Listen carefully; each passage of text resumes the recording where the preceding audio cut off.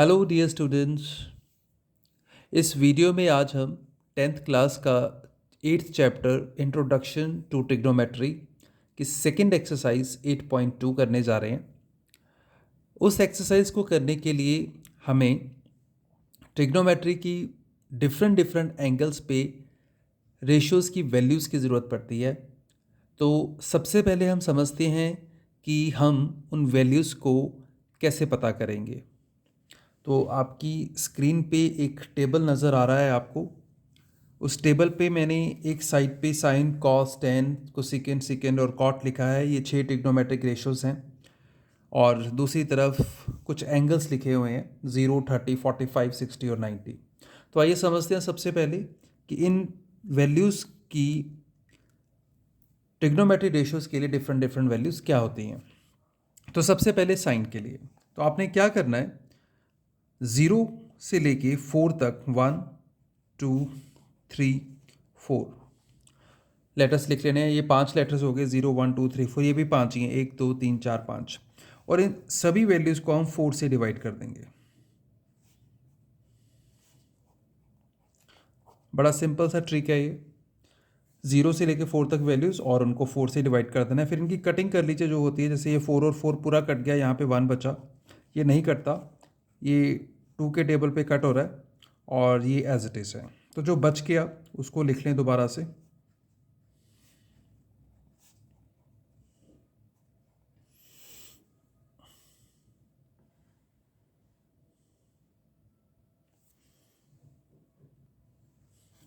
और उसको लिखने के बाद इन सभी वैल्यूज़ का अंडर रूट ले लें।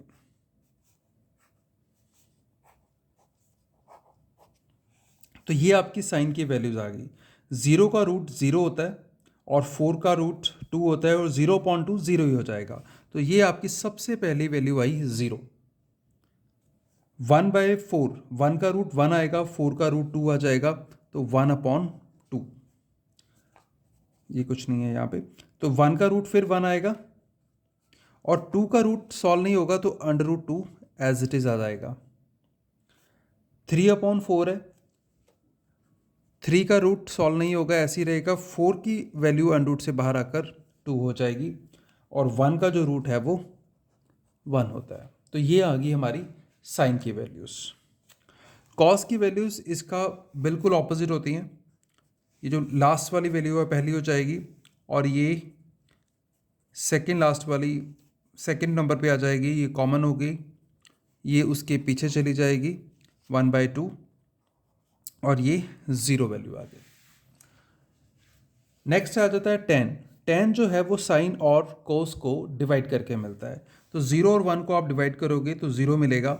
इसको डिवाइड करेंगे 1/2 और √3/2 में 2 कैंसिल होके 1/√3।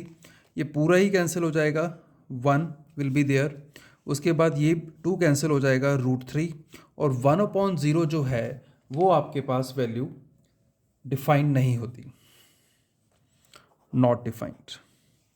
कोसेकेंट जो है वो साइन का रेसिप्रोकल होता है। तो 0 का रेसिप्रोकल तो डिफाइंड नहीं होता, तो नॉट डिफाइन आ जाएगा। 1/2 का रेसिप्रोकल 2 आ जाएगा। 1/√2 का रेसिप्रोकल √2 आ जाएगा। √3/2 का रेसिप्रोकल 2/√3 और 1 का रेसिप्रोकल 1। ये वैल्यूज हमने सिर्फ उल्टी करनी है। 1 का रेसिप्रोकल लेंगे, फिर 1, इसका रेसिप्रोकल 2/√3, √2, 1/2 का रेसिप्रोकल 2 और 0 का रेसिप्रोकल नॉट डिफाइंड। अगर आप देखिए तो ये भी वैल्यूज़ उलट चल रही हैं, ये इधर आ गई, ये इधर आ गई, ऐसे ये क्रॉस वैल्यूज चल रही हैं। कॉट जो होता है वो 10 का रेसिप्रोकल है, 0 का रेसिप्रोकल नॉट डिफाइन आ गया। 1/√3 का रेसिप्रोकल √3 आ गया, 1 का रेसिप्रोकल 1 आ गया और √3 का रेसिप्रोकल 1/√3। और नॉट डिफाइन मतलब ये 1/0 था तो ये 0 हो जाएगा। तो इस तरह से हमारे पास ये सारा टेबल रेडी हो गया है। तो ये बड़ी इजी एक्सरसाइज है और स्कोरिंग एक्सरसाइज है। आपको सिर्फ ये वैल्यूज़ बनानी आनी चाहिए और उसके बाद क्वेश्चंस हम स्टार्ट करते हैं। ये आपका पहला क्वेश्चन है 8.2 एक्सरसाइज का। फर्स्ट क्वेश्चन का first part, sine 60 cos 30, sine 30 cos 60। इसको हमें इवेलुएट करना है, इसको सिंप्लीफाई करके इसकी वैल्यू पता करनी है। तो आप मेरी सजेशन है आपके लिए, बेटर है कि आप इस वीडियो को यहाँ पे पॉज करके पहले वो ट्रिग्नोमेट्रिक टेबल बना के अपने सामने रख लें। तो अब वैल्यूज़ पुट करनी है, इसमें कुछ भी नहीं है। साइन 60 की जो वैल्यू होती है, साइन 60 की वैल्यू हमारे पास है √3/2, राइट। कॉस 30 की वैल्यू भी यही है, सेम √3/2 प्लस साइन 30 की वैल्यू होती है 1/2 और कॉस 60 की वैल्यू भी होती है 1/2। तो ये सारी वैल्यूज़ पुट हो गई। वैल्यूज़ पुट करने के बाद अब हम इनको मल्टीप्लाई करेंगे। √3 को √3 से मल्टीप्लाई करेंगे तो 3 हो जाएगा, 2 और 2 आपस में मल्टीप्लाई होके 4 हो जाएगा, प्लस प्लस का साइन एज इट इज़, 1 को 1 से मल्टीप्लाई करेंगे 1 और 2 को 2 से मल्टीप्लाई करेंगे 4 आ गया। तो ये हमारे पास जो वैल्यूज़ हैं अब आगे, 4 हम एलसीएम ले लेंगे। 4 एलसीएम आने के बाद ऊपर 3 + 1, तो ये बन गया हमारे पास 4/4 जो कैंसिल हो जाएगा और 1 बच जाएगा। सो 1 इज़ आवर आंसर। ये सेकेंड पार्ट है फर्स्ट क्वेश्चन का। 2 tan स्क्वायर 45, तो 2 एज इट इज़ रखेंगे। tan 45 की वैल्यू होती है 1। ये जो ऊपर स्क्वायर है वो वैल्यू के ऊपर आ जाएगा, प्लस cos 30। cos 30 की वैल्यू होती है √3/2, स्क्वायर फिर इसके ऊपर आ जाएगा, माइनस साइन स्क्वायर 60, और साइन 60 की वैल्यू होती है √3/2, इसके ऊपर भी स्क्वायर आ जाएगा। उसके बाद 2, 1 का स्क्वायर 1 होता है। अगर आप देखो तो ये दोनों वैल्यू सेम है, इसको सॉल्व करने की भी ज़रूरत नहीं है, आप पूरा पूरा सीधा सीधा इसको कैंसिल कर सकते हो। तो ये बचा 0, तो 2 × 1 हो गया 2 प्लस 0 विच इज़ 2। सो ये हमारा आंसर है। So moving to next question, ये आपका थर्ड क्वेश्चन है। वैल्यूज पुट करेंगे इसमें भी। cos 45 की वैल्यू होती है हमारे पास 1/√2। सेकेंड 30 की वैल्यू होती है हमारे पास 2/√3। ये वैल्यूज़ आपने ट्रिग्नोमेट्रिक टेबल से जो हमने बनाया था वहाँ से पिक करनी है। कोसिकेंट 30, और कोसिकेंट 30 की वैल्यू होती है 2। तो इसका हम 2 को 2/1 लिख लेंगे और इसका हम एलसीएम लेंगे। ऊपर न्यूमिनेटर में जो 1/√2 वो एज इट इज़ रहेगा, √3 और 1 का एलसीएम आ जाएगा √3, और ये 2 एज इट इज़, प्लस 1 और √3 का एलसीएम लेने के बाद कैंसिल करेंगे √3, तो ऊपर जाके वो 2√3 बन जाएगा। अब इसको हम ऊपर वाली टर्म को एज इट इज़ लिख के इसको उल्टा लेंगे,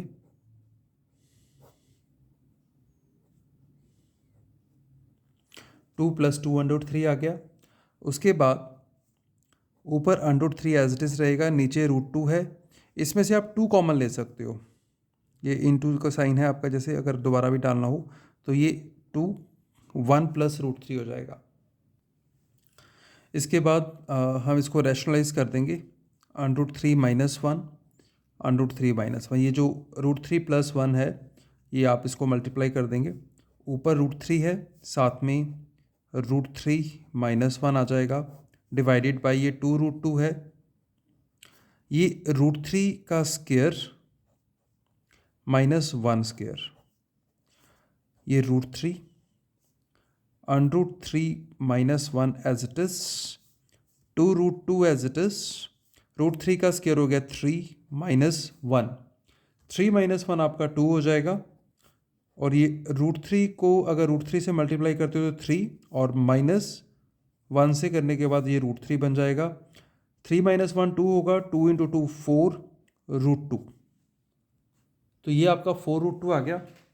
अब आप चाहो तो इसको आगे भी रैशनलाइज कर सकते हो, √2 से मल्टीप्लाई कर दो तो 3√2, √3 √2 से मल्टीप्लाई होकर √6 बन जाएगा, √2 से मल्टीप्लाई होकर 2, 2 4 सा 8। सो ये हमारा फाइनल आंसर होगा। So this is the next question, question fourth. sin 30 tan 45 minus cosecant 60, secant 30 cos 60 and cot 45। अब हमने वैल्यूज़ पुट करनी है। साइन 30 की वैल्यू जो है वो 1/2 होती है, प्लस tan 45 की वैल्यू है 1, माइनस कोसिकेंट 60 जो साइन 60 का रेसिप्रोकल होता है। साइन 60 की वैल्यू होती है √3/2, तो इसकी वैल्यू हो जाएगी 2/√3 डिवाइडेड बाय सेकेंड 30। सेकेंड जो है वो कॉस का रेसिप्रोकल होता है और कॉस 30 की वैल्यू होती है √3/2, तो ये वैल्यू हो जाएगी हमारी 2/√3 प्लस कॉस 60 की वैल्यू 1/2 होती है, कॉट 45 की वैल्यू होती है 1। इतना करने के बाद हम इनका एलसीएम ले लेंगे।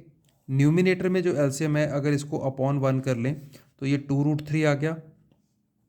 उसके बाद 2 और 2 कैंसिल होगा, ऊपर √3 चला जाएगा, प्लस यहाँ पर पूरा ही ऊपर जाएगा ये 2√3 माइनस √3 कैंसिल होगा और ये 2 ऊपर चला जाएगा, 2 से मल्टीप्लाई होकर 4 हो जाएगा।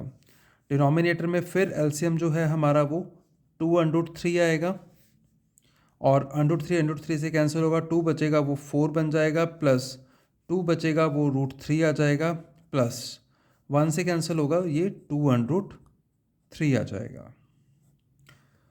तो उसके बाद नेक्स्ट स्टेप में हम क्या करेंगे, ये जो हमारे पास 2√3 और √3 है इसको इकट्ठा कर देंगे और ये 3√3 बन जाएगा -4। और यहाँ पर देखो ये भी इकट्ठा हो जाएगा और ये अगर टर्म हम सीधा ही यहाँ पे काट दें तो ज़्यादा बेटर है। ये कैंसिल हो रही हैं, दोनों को कैंसिल कर देते हैं, अपॉन 4 और √3 हो जाएगा 3√3 प्लस 4। इसको भी हम रैशनलाइज कर देते हैं, तो 3√3 -4 3√3 -4। रैशनलाइजेशन करने के लिए हम क्या करते होते हैं, जो न्यूमिनेटर वाली टर्म है उसका साइन चेंज करके मल्टीप्लाई और डिवाइड कर देते हैं। तो अब इनको मल्टीप्लाई करते हैं। ऊपर अगर आप देखो तो ये a माइनस बी एक तरह से ये a - b का होल स्क्वायर बन गया, अपॉन डिनोमिनेटर में a + b a - b, तो इस पर आइडेंटिटी लगेगी a² - b² की। तो इसको एक्सपेंड कर देते हैं, a² plus b² -2ab divided by 3√3 square. इसको स्क्वायर को खोल दो, 3 का स्क्वायर हो जाएगा 9। रूट का स्क्वायर जब करते हैं तो स्क्वायर और रूट आपस में कैंसिल हो जाती है और जो बीच वाली टर्म होती है सिर्फ वही बच जाती है। -4 का स्क्वायर आ जाएगा 16 इक्वल्स टू, अब जो डिनोमिनेटर में किया वही ऊपर होगा, 3 का स्क्वायर होगा 9, √3 का स्क्वायर जैसे मैंने बताया 3 हो जाएगा, प्लस 4 का स्क्वायर 16 माइनस 4 2 ज़ा 8 8 3 ज़ा 24 √3 अपॉन 9 3 ज़ा 27 -16। उसके बाद 9 3 ज़ा 27 प्लस 16 -24 √3 डिवाइडेड बाई 27 -16 हो गया 11 इक्वल्स टू, इसको ऐड कर देंगे 43। तो ये आ गया हमारा आंसर।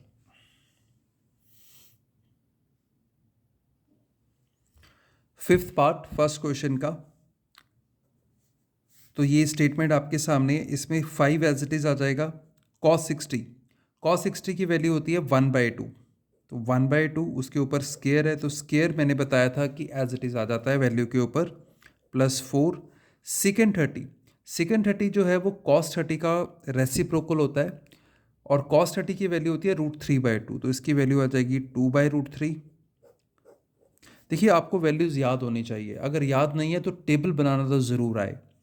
tan स्क्वायर 45 की वैल्यू होती है 1, तो ऊपर 1 का स्क्वायर आ गया, डिवाइडेड बाय साइन स्क्वायर 30 की वैल्यू होती है 1/2, तो 1/2 का स्क्वायर, प्लस cos 30 की वैल्यू होती है √3/2 उसका स्क्वायर। तो हमने बस क्या करना है, अब इसको सिंप्लीफाई करना है। ये 5 एज इट इज़ रहेगा, 1/2 का स्क्वायर हो गया 1/4 प्लस 4, 2 का स्क्वायर 4, और मैंने जैसे बताया था रूट का अगर स्क्वायर होता है तो रूट ख़त्म हो जाता है, और अंदर वाली वैल्यू एज इट इज़ आ जाती है 3 माइनस 1 का स्क्वायर 1 डिवाइडेड बाय 1 का स्क्वायर 1, 2 का स्क्वायर 4 प्लस √3 का स्क्वायर 3 और 2 का स्क्वायर 4। अब इसको थोड़ा सिंप्लीफाई करें अगर, ये हो गया 5/4 प्लस 16/3 माइनस 1 अपॉन ये 4 एलसीएम आ गया और 1 प्लस 3 हो गया। नेक्स्ट स्टेप में इसका एलसीएम आ जाएगा 12, 4, 3 और 1 का एलसीएम 12।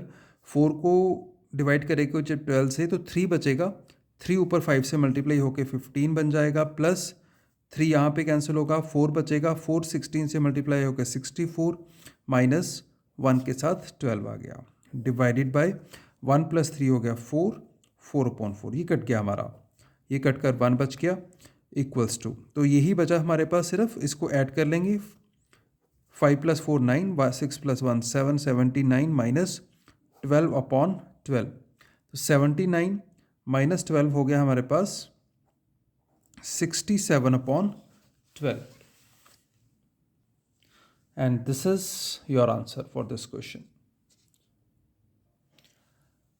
अब ये हमारे पास सेकंड क्वेश्चन है, 2 tan 30/1 + tan square 30, ये MCQ फॉर्म में है, इसकी 4 वैल्यूज़ हमें दी हुई हैं, तो हमें बताना है ये किसके इक्वल होगा। तो सॉल्व करते हैं। सबसे पहले tan 30 की जो वैल्यू है, tan 30 की जो वैल्यू हमने टेबल पे की थी वो थी 1/√3, 1 प्लस नीचे भी सेम वैल्यू आएगी और ऊपर स्क्वायर है उसके, तो हम स्क्वायर लगा देंगे, तो 2 × 1 हो जाएगा 2/√3 डिवाइडेड बाय 1 प्लस 1 का स्क्वायर 1 और √3 का स्क्वायर हो गया 3। इसको आगे सॉल्व कर लेते हैं। तो ऊपर जो है वो 2/√3 है और जो डिनोमिनेटर में है इसका हम एलसीएम ले लेंगे।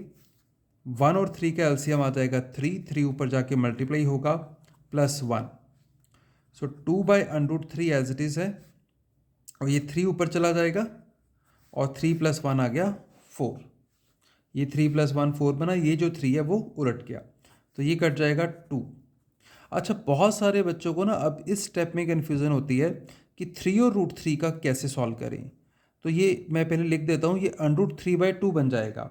जब भी आपके पास दो टर्म्स हों a और एक के ऊपर रूट हो और दूसरे पे ना हो, तो आप क्या करो कि दूसरे पे रूट डाल के उसका स्क्वायर कर लो, क्योंकि मैंने बताया आपको कि स्क्वायर और रूट कट जाते हैं। तो ऊपर सेम टर्म की 2 पावर आ गई और नीचे पावर 1 है, तो ये कट के आपस में √a रह जाएगा। तो ये टर्म क्या थी, 1/√a, सॉरी a/√a, तो ये क्या आ गया, √a के इक्वल आ गई। तो ऐसे ही 3/√3 है, तो जिसके ऊपर रूट नहीं है बस आप ऐसा समझ लो उसके ऊपर रूट आ जाता है, क्योंकि वो रूट का स्क्वायर बन के एक पावर कट जाती है। सो √3/2 ये हमारा आंसर है, पर ऑप्शन में नहीं है। ऑप्शन में हमें वैल्यूज़ दी हुई हैं। √3/2 किसकी वैल्यू होती है, वो sin 60 की वैल्यू होती है, तो A is our correct answer. Second part है ये, 1 - tan square / 1 + tan square, बहुत ईजी है। 1 - tan 45 की वैल्यू होती है 1, ऊपर स्क्वायर है तो स्क्वायर आ जाएगा, नीचे है 1 + tan 45, tan 45 की वैल्यू 1 है तो उसके ऊपर भी स्क्वायर आ जाएगा। 1 का स्क्वायर 1 हो गया और नीचे भी 1 का स्क्वायर 1, 1 - 1 आ गया 0/2, तो 0/2 0 होता है। तो 0 हमारे पास ये जो ऑप्शंस है, tan 90 तो डिफाइन ही नहीं होता, नॉट डिफाइन। 1 हमारे पास नहीं आया तो ये भी गलत हो। tan 45 की वैल्यू होती है 1/√2, ये भी गलत हो गया, ये कुछ नहीं है, तो 0 इज आर राइट आंसर। तो थर्ड पार्ट में ये पूछा गया है कि sin 2a अगर 2 sin a के इक्वल हो जाए तो a क्या होगा, 0, 30, 45, 60। तो इस क्वेश्चन में हमें a की वैल्यू एक एक करके पुट करके चेक करनी पड़ेगी। तो अगर मैं 0 से स्टार्ट करता हूँ तो सबसे पहले लेफ्ट हैंड साइड क्या हो जाएगी, sin 2 × 0, यहाँ पर 2 × 0, 2 × 0 हो गया 0, सो 0 डिग्री की वैल्यू होती है 0। और अगर दूसरी साइड सॉल्व करें, ये वाली साइड, तो ये है 2 sin a, 2 as it is sin 0, a की वैल्यू हम 0 ले रहे हैं पहले पार्ट के अकॉर्डिंग, साइन ज़ीरो ज़ीरो होता है, 2 इंटू ज़ीरो, तो 2 इंटू ज़ीरो क्या आ गया, ज़ीरो। तो ये ट्रू आ गई, लेफ्ट हैंड साइड की वैल्यू भी ज़ीरो आ रही है, राइट हैंड साइड की वैल्यू भी ज़ीरो आ रही है, मतलब कि ये हमारा सही आंसर है। Fourth part, 2 tan 30 upon 1 minus tan square 30। सो 2 इंटू tan 30 की वैल्यू हम यहाँ पे पुट कर देंगे 1 अपॉन अंडरूट 3, और उसके बाद 1 माइनस tan स्क्वायर 30 की वैल्यू, tan 30 की वैल्यू 1 बाई अंडरूट 3, और ये ऊपर स्क्वायर एज इट इज़ आ जाएगा, इक्वल टू, तो ये हो गया 2 अपॉन अंडरूट 3, 1 माइनस 1 का स्क्वायर 1 ही रहेगा, और अंडरूट 3 का स्क्वायर हो गया 3। इसको आगे सॉल्व कर लेते हैं। तो 2 अपॉन अंडरूट 3, ये as it is divided by 1 minus 1 by 3, इसका एलसीएम लेंगे तो 3 एलसीएम आ जाएगा। 3 एलसीएम आने के बाद यहाँ पे हो जाएगा 3 माइनस 1, इसको उल्टा लेंगे 2 by under root 3 as it is into, ये 3 ऊपर जाएगा और 3 माइनस 1 हो गया 2, 2 के साथ 2 कट गया, 3 अपॉन अंडरूट 3। तो जैसे मैंने पिछले क्वेश्चन में बताया था कि अगर एक के ऊपर रूट ना हो और एक के ऊपर हो, तो इसको आप ऐसे लिख सकते हो, अंडरूट 3 का स्क्वायर अपॉन अंडरूट 3, तो एक पावर कट जाएगी और ये अंडरूट 3 आ जाएगा। अंडरूट 3 वैल्यू होती है tan 60 की। तो हमारे पास C option is the right answer. तो ये थर्ड क्वेश्चन है हमारा। इसमें हमें गिवन दिया हुआ है कि tan a प्लस बी जो है वो अंडरूट 3 के इक्वल है, और tan a minus B 1 by root 3 के इक्वल है, और a प्लस बी की वैल्यू जो 0 और 90 के बीच में है, हमें a और b फाइंड करना है। तो सबसे पहले आप ये सोचें कि जो रूट 3 वैल्यू है ये tan में कहाँ होती है, ये tan में tan 60 पे होती है। तो tan a प्लस बी अगर tan 60 के इक्वल है, तो इसका मतलब हुआ कि a प्लस बी जो है वो 60 के इक्वल होना चाहिए। तो a प्लस बी की वैल्यू आ गई 60 डिग्री। उसके बाद tan a माइनस बी को उठाते हैं, इसकी वैल्यू है 1 बाय रूट 3। 1 बाय रूट 3 जो है वो tan 30 के इक्वल होता है। तो अगर tan a minus B tan 30 के इक्वल है, तो इसका क्या मतलब हुआ कि a माइनस बी किसके इक्वल है, 30 डिग्री के। तो ये दो एक्सप्रेशंस आ गए हमारे पास, a plus B 60, a minus B 30। अगर मैं इन दोनों को ऐड कर लूँ, a और a हो जाएगा 2a, b और b कट जाएगा ऐड करने पे, 60 प्लस 30 की वैल्यू आ जाएगी 90 डिग्री। तो यहाँ से जो a है वो 90 अपॉन 2, मतलब कि 45 डिग्री आ जाएगा। तो a की वैल्यू 45 डिग्री आ चुकी है। तो उसके बाद हम क्या करेंगे, अब b की वैल्यू निकालेंगे। तो a प्लस बी कितना था, 60 डिग्री। a की वैल्यू अगर मैं 45 लिख दूं इक्वल टू 60, तो b की वैल्यू कितनी आ जाएगी, 60 माइनस 45 विच इज़ 15 डिग्री। तो हमारे पास दोनों वैल्यूज आ चुकी हैं। a हमारा आया था 45 डिग्री और b जो आया है वो है 15 डिग्री। फोर्थ क्वेश्चन, इसमें हमने सही गलत मतलब कि ट्रू या फॉल्स बताना है। तो उसने पूछा है कि क्या साइन a प्लस बी जो है वो sine a plus sine b के इक्वल होता है। तो नहीं, ये नहीं होता, ये फॉल्स है। कैसे? सबसे पहली बात तो आपको पता होना चाहिए कि ये मल्टीप्लाई नहीं हो रहे, साइन a और b के साथ मल्टीप्लाई नहीं हो रहा, साइन की एग्जिस्टेंस ही एंगल के साथ है। तो अगर हम चेक भी करना चाहें तो मान लें हम कोई वैल्यू ले लेते हैं, a की 30 ले लेते हैं और b की वैल्यू हम 60 ले लेते हैं। तो अगर मैं लेफ्ट हैंड साइड में वैल्यू पुट करता हूँ तो ये बन जाएगी 30 प्लस 60। 30 प्लस 60 हो गया 90, साइन 90, और साइन 90 हमारे पास होता है 1। और अगर मैं राइट हैंड साइड में वैल्यू पुट करता हूँ तो ये बन जाएगी साइन 30 प्लस साइन 60। ए की 30 आ गई, बी की वैल्यू 60 आ गई। साइन 30 हो गया 1/2 और साइन 60 हो गया √3/2, और इसका एलसीएम लेने के बाद ये कुछ इस तरह का नंबर बना, और जो 1 के बिल्कुल भी इक्वल नहीं आ रहा। तो लेफ्ट हैंड साइड और right hand side same values के लिए अलग अलग आंसर दे रही हैं, तो ये हो गया हमारा फॉल्स। सो ये नेक्स्ट है, the value of sine theta increases as theta increases. इस क्वेश्चन का मतलब हुआ कि साइन थीटा की वैल्यू थीटा के बढ़ने के साथ साथ बढ़ रही है। तो देखते हैं कि सही है या गलत है। अगर हम थीटा 0 ले रहे हैं तो साइन थीटा जो है वो भी 0 होता है। अगर मैं थीटा की वैल्यू बढ़ाकर 30 डिग्री कर दूं तो साइन 30 की वैल्यू 1/2 1/2 आ गई, तो ये वैल्यू भी बढ़ी। तो जैसे थीटा इंक्रीज हुआ साइन भी इंक्रीज हुआ। ऐसे करते करते अगर मैं 90 पे जाऊं तो इसकी वैल्यू 1 हो जाती है। तो साइन लगातार बढ़ता जा रहा है, मतलब कि थीटा के बढ़ने के साथ साथ साइन बढ़ रहा है। इसका मतलब ये हमारा बिल्कुल सही स्टेटमेंट है। So it's answer is true. तो थर्ड पार्ट, उसने साइन की जगह पे कॉस दे दिया कि कॉस थीटा की वैल्यू भी इंक्रीज करती है जब थीटा इंक्रीज करता है। तो नहीं, ये उलट है, क्योंकि अगर हम थीटा को 0 लेते हैं तो कॉस थीटा की वैल्यू 1 हो जाती है। इसकी वैल्यू 60 पे जाके थीटा इंक्रीज हुआ, वैल्यू हो जाती है हाफ, वैल्यू कम होगी, 1 से हाफ रहेगी। जब हम 90 पे जाते हैं तो वैल्यू हो जाती है 0। तो थीटा डिक्रीज हो रहा है, इंक्रीज नहीं हो रहा, कम हो रहा है वो। तो ये फॉल्स हो गया। अगर यहाँ पे इंक्रीज की जगह पे वर्ड आ जाता है डिक्रीज तो ये ट्रू हो जाता। थीटा के बढ़ने के साथ कॉस की वैल्यू कम हो रही है, बढ़ नहीं रही। तो ये है हमारा fourth part. Sine theta cos theta के इक्वल है for all values of theta. इसमें भी हमने ट्रू फॉल्स बताना है। तो सभी वैल्यूज़ के लिए तो इक्वल नहीं है। जैसे साइन 30 की वैल्यू हम देखें तो वो होती है 1/2, और कॉस 30 की वैल्यू जो हो जाती है वो है √3/2। तो कहाँ इक्वल है? इक्वल नहीं है। तो उसने कहा है सभी ऑल वैल्यूज़ के लिए साइन थीटा कॉस थीटा के इक्वल है। तो नहीं, बिल्कुल भी नहीं। तो ये स्टेटमेंट भी हमारी हो गई फॉल्स।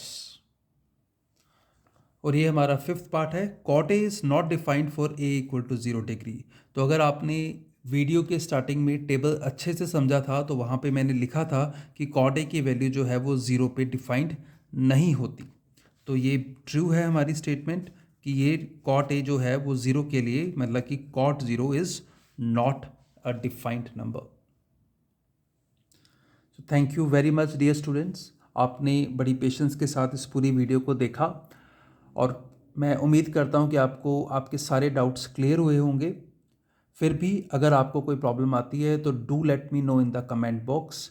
ऐसी ही वीडियोस मैं टाइम टू टाइम अपलोड करता रहता हूँ, तो इस चैनल को सब्सक्राइब कर लो सो दैट जब भी मैं नेक्स्ट वीडियो अपलोड करूँ आपको इमीडिएट नोटिफिकेशन आ जाए।